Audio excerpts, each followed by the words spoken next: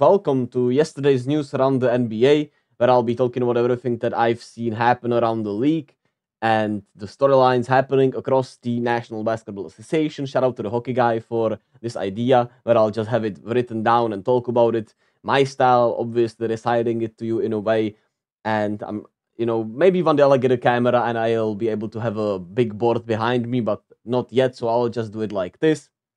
And obviously, yesterday's news are from June 29th, 2024.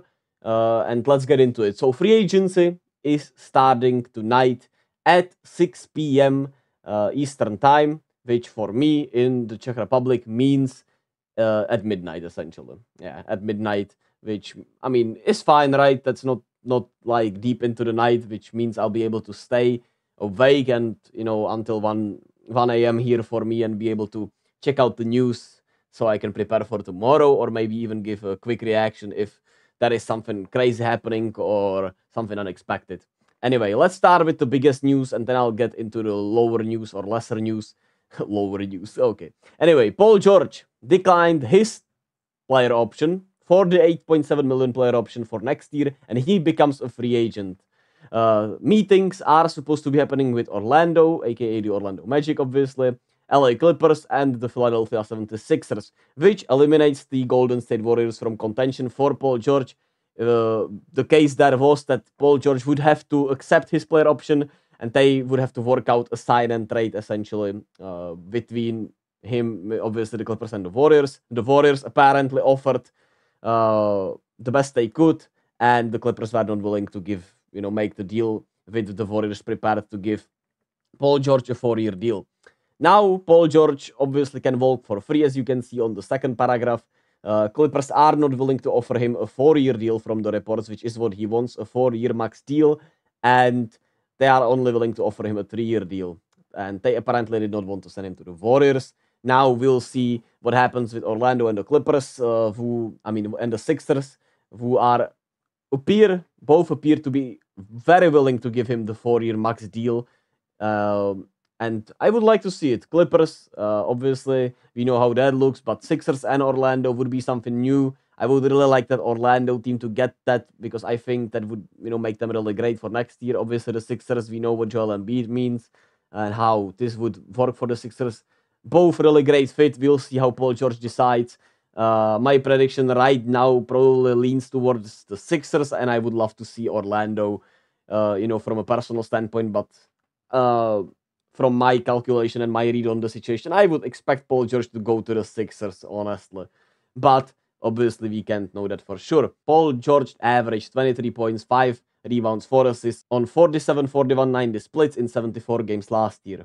Another bombshell that happened yesterday: Klay Thompson and the Warriors braced for the end of an era, as the Lakers, Mavericks, and the Clippers are strong contenders for Klay Thompson, as Klay Thompson averaged 18 points, 3 rebounds, 2 assists on 43%, 39% on 43, 39, 93 splits in 77 games last year. There is a chance for a sign and trade.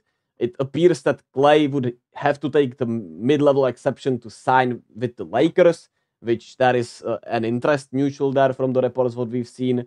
And there would have to be a sign and trade between the Mavs and the Clippers, which would mean the Warriors would probably have to take on Maxi Kleber's contract, Josh Green maybe, and with the Clippers, I don't know, Terrence Mann. Not an idea. There I haven't seen actually the options there. I would say, I guess Terrence Mann is the guy you would want if you're the Warriors. And I don't know, maybe Norman Powell actually, right? Even though I don't know if he's not a free agent, but I mean, that would be a sign and trade, obviously. Anyway, yeah, Klay is leaving very much, and it hurts that that's how it had to end.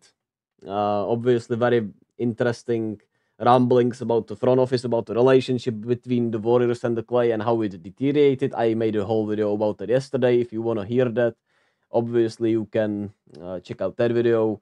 But it saddens me, obviously, as a Warriors fan, and I'll be rooting for Klay no matter where he goes, except for the Lakers. If you go to the Lakers, Klay, I love you, but I won't be rooting for you if you go to the Lakers. That's all I'll say.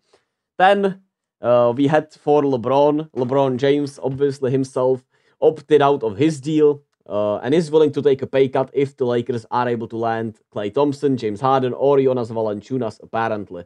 As that would mean LeBron would have to take a pay cut around 20 million. I think they can offer him 60 mil per year, maybe 50 million per year.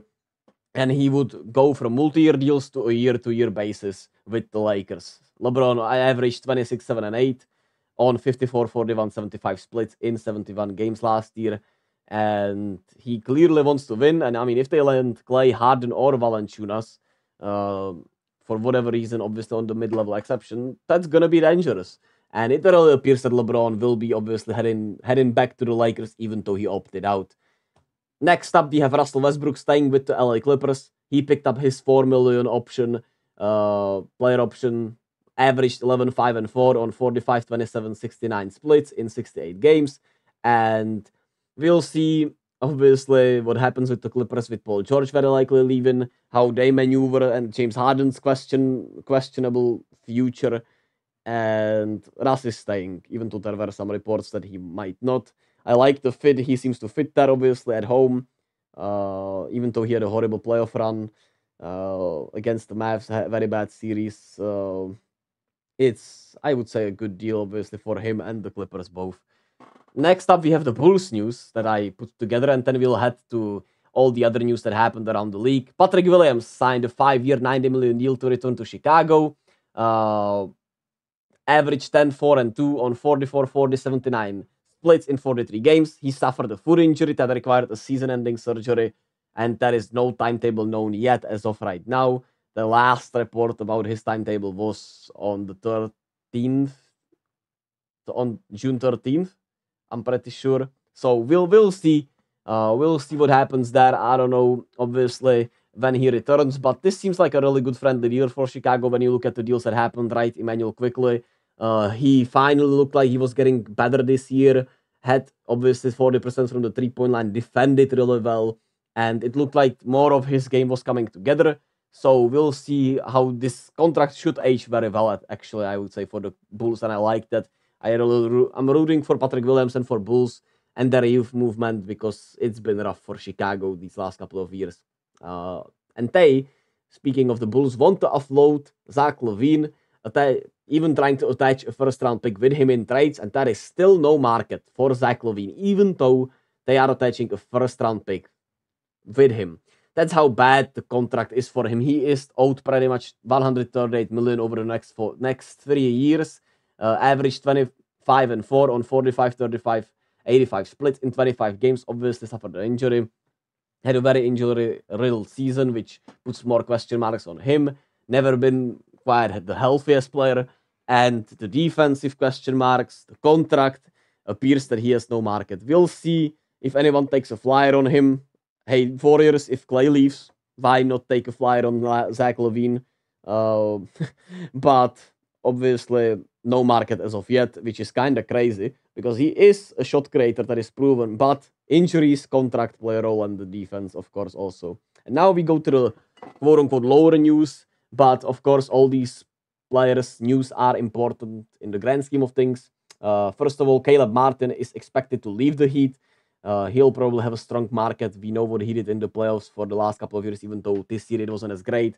10, 4, and 2 on 43, 35, 78 splits this season in 64 games.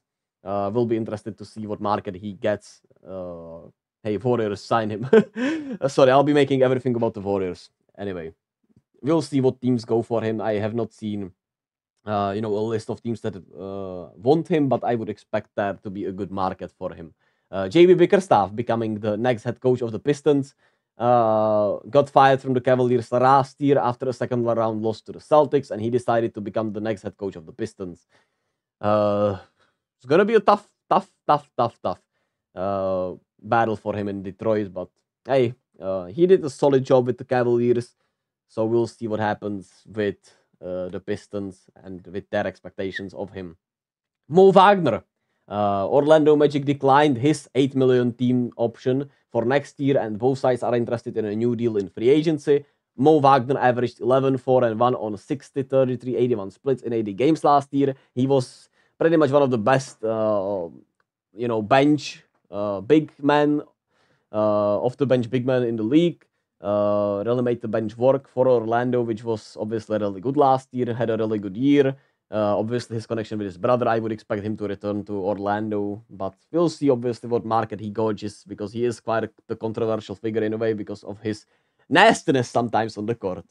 Luke Kennard, the Grizzlies decline a team option of 14.8 million. Both sides are eager for a restructured deal, which makes sense. He is a really good floor spacer, which obviously fits what the Grizzlies want to do. 11, 3 and 4 on 45, 90 splits in 39 games last year. Pretty much, I would say, guaranteed that he'll return. He'll return to the Grizzlies with the wording we've gotten, which is that they are eager to get a deal done. Kevin Love declined his 4 million player option with the Heat, but very likely they will get a new deal done when free agency opens with the Miami Heat. So that's that with Kevin Love. Jayshawn Tate, 7.6 million team option accepted for next year by the Rockets. He played 65 games last year, 4-3-1 averages. I didn't even put the splits there. He didn't play obviously the full season, 65 games, but he is obviously a plug and play guy, can do a little bit of everything. We'll see. I would say that's still a solid pickup for the Rockets on this deal as a role player. Saddiq Bey becomes an unrestricted free agent, averaged 14, 7 and 2 last year on 42, 32 and 84 splits. Sorry for the typo there, as as obviously Saddiq Bey tore his ACL last year, played in 63 games. He is expected to make a full recovery, but might miss a good chunk of the year, right? Because he tore the ACL later in the year, so we'll see when he'll be ready. Estimated guess by me would be after Christmas, maybe around the All-Star break. When I, they can take that into account. We'll see what market is there for him. Obviously, a solid scorer. Can shoot the ball, even though is not the lockdown sniper you would like him to be, and is very unreliable defensively. So we'll be interested to see what market he gets. Royce O'Neal is staying with the Suns on a 4-year, $44 million deal. Played 34 games with Phoenix last year after being traded there at the deadline. 8, 5 and 3 averages on 41, 38, 69 splits. Really good deal for the Suns, I would say. 11 million per year average is solid. Sets the market for other role players like Royce O'Neal. He had a really good game one against the T-Wolves, but then just like the rest of the Suns team, disappeared. And obviously a good shooter staying with Phoenix. Evan Fournier's 19 million team option is declined by the Pistons. He becomes a free agent. Pistons have 15 million in cap space. Shout out to Tobias Harris. The averages are so nasty that I'm not even going to say them out loud. We'll see what happens with Fournier. Maybe he'll want to return to Europe because obviously his experience in the NBA throughout the last couple of years, more than the last couple of years, right? Since signing with the Knicks have not been great. Have not been great. Anyway, Torrey Craig, 2.8 million option to stay with the Bulls. 6, 4 and 1 averages on 43, 39, 75 splits last year in 53 games. It's the Bulls. They get a solid all-around role player that stays with them. At the end of the day, the Bulls have a lot more to do. He might be a trade candidate down the line this upcoming season. Mo Wagner, we already talked about. I'm sorry, I'm doing this the first time, so yeah, I should have been prepared a little better, but at the end of the day, we all make mistakes, and I think this shows that I don't care. Now, I do care a lot. That's why I make mistakes, because I do care too much to make something good, or at least intriguing, or at least informative, or entertaining, or a little bit of everything. Anyway, back to the news. Bol back to Phoenix on a 1-year deal. 5, 3 and 0 averages last season. 62, 42, 79 splits in 43 games in like 11 minutes off the bench. Obviously, he has a good rapport with KD. Maybe he'll figure it out next year on the defensive end, which is obviously what's keeping him from playing more. Dominic Barlow becoming an unrestricted free agent, leaving San Antonio, or might leave San Antonio. 4, 3 and 1 on 50, 33, 69 splits in 33 games. That is expected to be some market for him. We'll see what that is. The Spurs apparently are interested in re-signing him, even though they let him become an unrestricted free agent. Richaun Holmes re-signed with the Wizards on a new 2-year, $26 million deal, essentially. 7-6 0 in 17 games with them last year on 56, 33, 56 splits.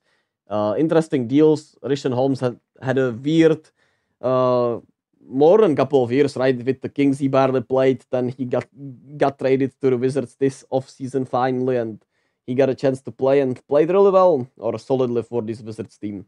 So, hey, that's, I guess, seems a little bit too much for him in my taste, but that's the Wizards at the end of the day.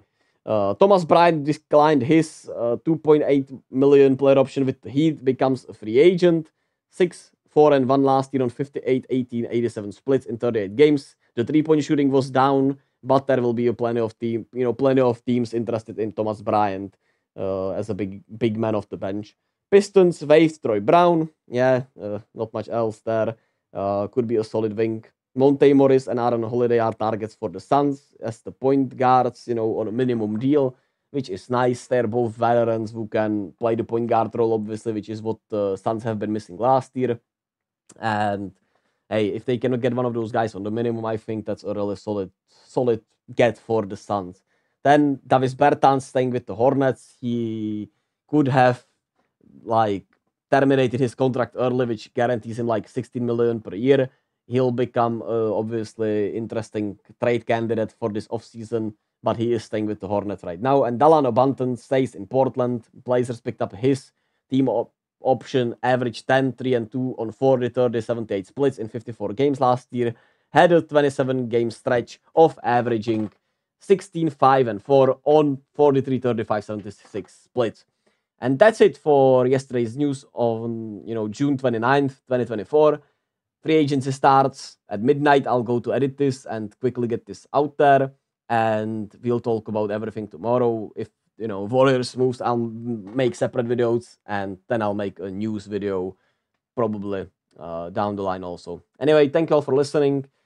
Be kind, and be kind to yourself and to others. And yeah, it was a little hectic, but I'm happy that I got this done. Anyway, thank you all, and I'll catch you all tomorrow.